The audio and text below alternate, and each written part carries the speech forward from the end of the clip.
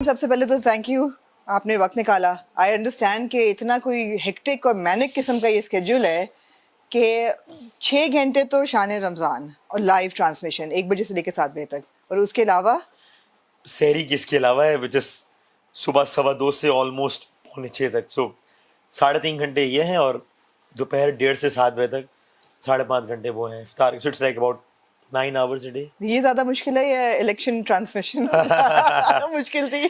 اس میں روزہ ہوتا ہے تو اس لیے ذرا زیادہ چیلنجنگ ہوتا ہے, ورنہ آپ چائے شائے پیتے رہتے ہیں تو تھوڑا سا تو یہ اس لحاظ سے زیادہ چیلنجنگ ہے. تو ابھی 5واں روزہ ہے, آپ کی آواز سے لگ رہا ہے that you are completely drained, اور does this happen every day افطاری کے بعد؟ It happens every year actually کہ 5ویں 6ٹھے روزے پہ آگے آواز بڑی جواب دے جاتی ہے. بٹ دس ٹائم پہلی مرتبہ ہوا کہ کل سحری نشریات میں I had to discontinue the segment.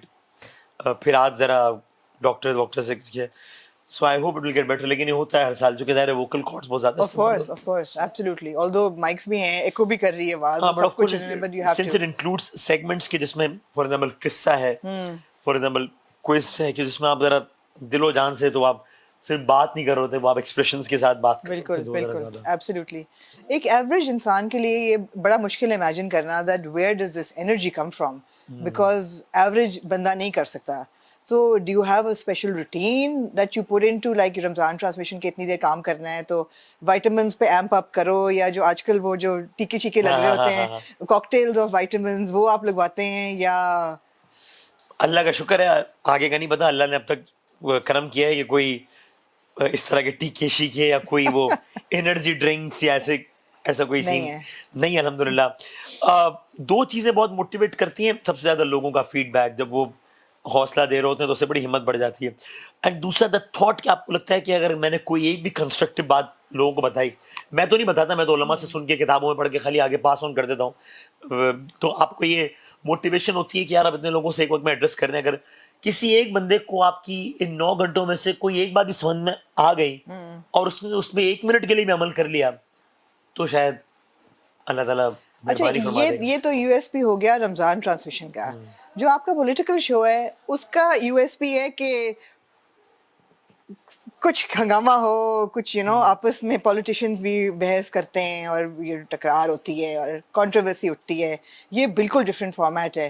How do you balance it too? Okay, so actually I think talk shows میں بھی گون آر دا ٹائمز زیادہ بڑے I think I give an example. Okay, last I think 1-1.5 سال سے تقریباً میں نے اپنے شو کا فارمیٹ ہی 1-on-1 کر دیا ہے, وچ مینس کہ 2-3 مہمان ہی نہیں ہے کہ جن میں آپ یہ کریں کہ آپ کوئی بات کر کے پھڈا ڈال کے اور یہ کریں اور وہ کریں.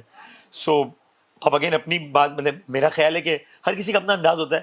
مجھے لگتا ہے کہ وہ آپ معصومانہ انداز سے پیار محبت سے بات کر کے خبریں نکلوائیں, وہ زیادہ ایک بہتر چیز ہے بجائے اس کے چھوڑا چھوڑ کے ہیڈ لائنز بنے. سو ہیڈ لائنز بننے کی لالچ ہوتی ہے خبریت کی بنیاد پہ, لڑائی کی بنیاد پہ نہیں. سو اس لیے میں نے تو بہت عرصے سے اپنے 90% شوز 95% شوز 1-on-1 کر رہا ہوں, جس میں 2 مہمان ہی نہیں ہے کہ لڑائی ہوگی. ہاں, لیکن میں یہ کوشش کرتے ہیں آپ کو ذرا پیار محبت سے وہ ساری باتیں نکلوا سکیں جو انہوں نے کہیں اور نہیں کی, and you make headline. I think there is nothing wrong in it, but یہ لڑائی جھگڑے کروا کے وہ نکلوانا headline is not an ideal thing to do. لیکن تھوڑی سی ہوتی تو ہے ویسے شرارت کرنے کو تو معصومانہ طریقے سے اگین شرارت ان دا سینس کہ آپ وہ ایز اے سیٹ کہ آپ اپنے گیسٹ سے وہ بات نکلوا لیں جو کہ وہ کہنا نہیں چاہتا, اور یہ میرا خیال ہے جسٹیفائڈ شرارت ہے, بلکہ جسٹیفائڈ نہیں, دس از مائی جاب ایکچولی خبر نکلوانا. سو جیسے پولیٹیشینز آپس میں لڑتے ہیں اور اتنی پولر ڈیوائڈز ہیں ہماری پولیٹیکل پارٹیز کے بیچ میں, انفارچونیٹلی ریلیجن میں بھی ہے.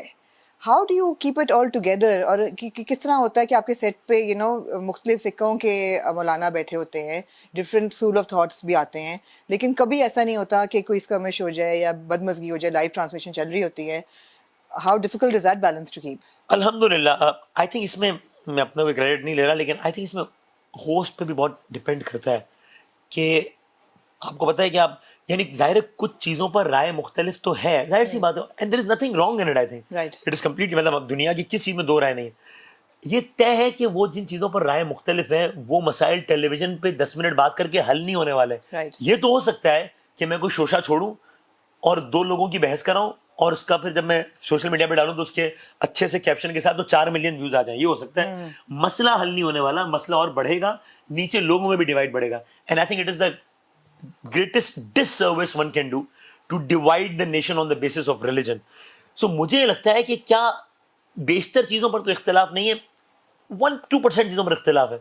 तो मुझे ये I have a very simple logic to it कि क्या पाकिस्तान की सोसाइटी के बाकी सारे मसले खत्म हो गए हैं क्या वालिदैन के सारे हुकूक अदा होना शुरू हो गए हैं, पड़ोसियों के हुकूक अदा हो गए हैं, बीवियों के हुकूक, शौहरों के हुकूक, बच्चों के, ये सब अदा हो गए कि अब हम वो सब कुछ छोड़ के बताएं कि नहीं सर इस पे तो आपकी ये राय और आपकी ये राय. भाई सबको पता है किसकी क्या राय. टेलीविजन का डिबेट, टेलीविजन का मौजू नहीं होती हर चीज. सो मुझे लगता है कि यार बड़ी सिंपल लॉजिक है कि जिन चीजों पे के जरिए हार्मनी प्रमोट हो सकती है उससे बात करें. आई एम सो ग्लैड कि not only on the set, I can guarantee you, I'm saying it with a lot of authority, कि not only on the set of Shaan Randan you see all the school of thoughts sitting like this. Break में और set कैमरे के अलावा इससे ज्यादा भाईचारा होता है.